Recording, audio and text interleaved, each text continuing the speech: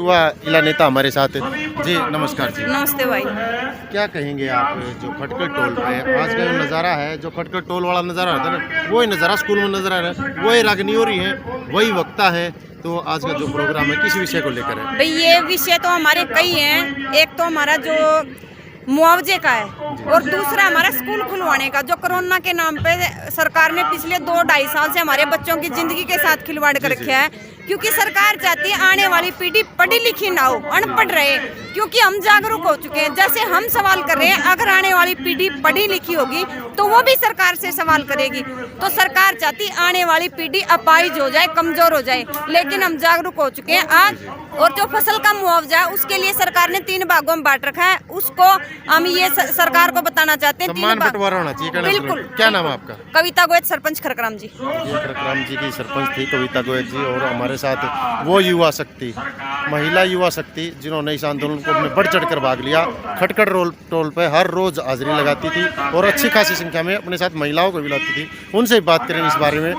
जी महापंचायत चल रही है, सभी वक्ताओं ने बताया भी शिक्षा को लेकर भी किया जा रहा है और हिसाब किताब को भी लेकर किया जा रहा है, जबकि सरकार है वो नहीं मान रही है। तो क्या कहेंगे आप? सरकार देखो मोदी मानना को नहीं मानना को नहीं, मोदी मान क्या और एमएसपी पे भी मानना का। अच्छा जो कर बैग गिर था वो मतलब बैग गिर नहीं लगा के ना, क्योंकि नहीं जब मामनू चाह कर दे भी के का करे धीरे धीरे वो चीज हो जाएगी। लेकिन नहीं, ई मामने आंदोलन करना भी सीख लिया और ई मामने का करे नहीं, पहले हमारी किसाना की कोई सुनिया नहीं करता और ई मामने आंदोलन लड़का या बात सीख ली भी। अगर मजबूत है और एकता है तो हर कुछ मुमकिन हो सका है। हमारी एमएसपी अगर कमेटी नहीं बनी तो हम दोबारा से टोला पे बैठना स्टार्ट करेंगे, क्योंकि जो हमारा असली मुद्दा था एमएसपी पे, क्योंकि काले कानून तो हमने बैठा ये वापस करेगा, लेकिन एमएसपी पे अगर हमारा जो असली जो हम दिहाड़े भर का जो करा है वह चीज हमने नहीं मिली तो हमारी चीज क्या फायदा उस चीज खातर। तो एमएसपी को लेकर रोजेवाड़ा ने एक बात कही थी भैया कमेटी गठित की गई है, तो वो क्या राज था जो वहाँ पर रोजेवाड़ा ने नहीं बताया? देखो कमेटी गठित, वो कमेटी भी नहीं बिठा रहे अभी तक। तो सीधी बात है, कमेटी बैठेगी तो कुछ ना कुछ तो सोल्यूशन निकलेगा। वे अपनी राजनीति करने लगे और ये हमारा वर्ग किसान आड़े सड़क पे दोबारा तो फिर बैठना पड़ेगा। तो मतलब किसान आंदोलन भी कई रूपों में बढ़ चुका है, कहने का मतलब जो नेता थे वो भटक गए रास्ते से। देखो भटकन हाँ भटक गए, लेकिन हम तो यह चाहवा भी देखो कोई अगर मतलब राजनीति में एंट्री करे तो देखो किसाना की आवाज उठावे, क्योंकि किसाना का दर्द सुनने वाला वो दर्द समझे जो दर्द समझेगा। वो तो देखो ये जो बड़े बड़े नेता ये शुरू तय राज्य हुआ है, क्या करे ये तो एक राज्य है, उनने किसी का किसान का दर्द नहीं समझा। और जो हमारा किसान का बीच में तो उठेगा, जो दर्द समझेगा वो हमारी जीत। क्या नाम आपका? पूनम रेड्डू कंडेल। इस समय हमारे साथ एक और किसान नेता महिला वो मौजूद है। जी जैसे कि किसान थे, बहुत सारे आंदोलन में किसान थे और बड़े बड़े नेता भी किसान के रूप में आए थे। आज पंजाब में उन्होंने अपनी पार्टी बना ली और चुनाव लड़ने जा रहे हैं। हाँ।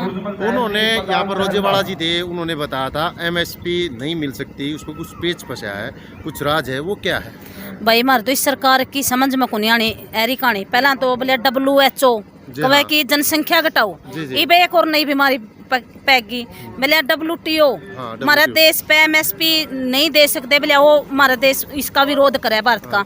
क्या करे भाई, हमारी एमएसपी हमारा भारत हमारे देने वाले, हमें किस किस के WHO का देश मान के तुम्हारे मनसाना मान लग रहे हैं। WTO की जो बात थी उन किसान नेताओं के सामने रखी गई थी। उस दिन जब समझौता हुआ था किसान आंदोलन को स्थगित करने पर किसान नेता सहमत हुए थे, तो उस दिन भी इस बात का पता था, फिर भी क्यों? भाई जी हमारे साथ तो धोखा कराया गया, सरकार ने धोखा कराया है। किसान आंदोलन हो गया, किसान भी अपने पल्ला समेट के कि भाई कुछ न कुछ अड़े सरकार करवा देगी, लाठी चार्ज करवाएगी, किसाना ने मरवा देगी।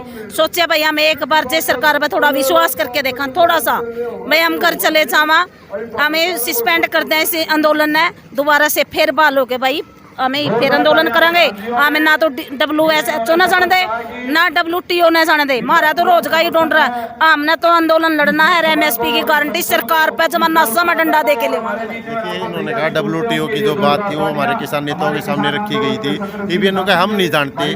भाई वो किसान नेता भी तो आप ही के थे, क्या इनकी बात से आप सहमत हैं? देखो वो किसान नेता मारे हैं, मारे रहोगे। देखो जब तक हमारा दिल का साफ है तो हमारा गला है, जिधर हमने खोट दिख क्या फिर हमारे कुछ नहीं लगते। तो आप कहाँ गए वो? ये उसमें आपने देखा होगा अमेरिका में यह बोला भी राष्ट्रपति ने भी कि जो किसान है उनको पर किस दर्ज हो मुकदमे दर्ज हो। इवन बताओ हमने क्या गलत कराया है, असली लड़ाई लड़ी है, कानून वापिस कराया है। अगर वो कानून अगर ठीक नहीं होता तो मोदी कदे भी नहीं माना था, उसने बेरा इन कानूनों में कुछ भी नहीं जब वो हमारी बात मान्या है। और हकीकत बात है किसाना का समझने वाला कोई भी नहीं। मैं तो मेरे किसाना तैयार अपील करूँ कोई, क्योंकि अपना इलेक्शन है मतलब 2024 में हरियाणा में, कोई बढ़िया बुढ़ा ठाइयो का कोई नारी शक्ति सी ठाइयो भाई जो अपनी किसान संसद में पूछा है, क्योंकि यहाँ पे हर बार मरा और इन दौड़ पोसा में झुक जाए ये अपना गए मिठे बने और हाथ जोड़े रहा इनकी बात में जाए। इस बार ऐसा काम कर दियो कि अपना कोई संसद में अपनी आवाज उठाने वाला बने। भाई जुड़े रहिए इसी तरह की जानकारी के लिए आप DN हरियाणा के साथ। DN हरियाणा के लिए मैं दिनेश जुलानिया।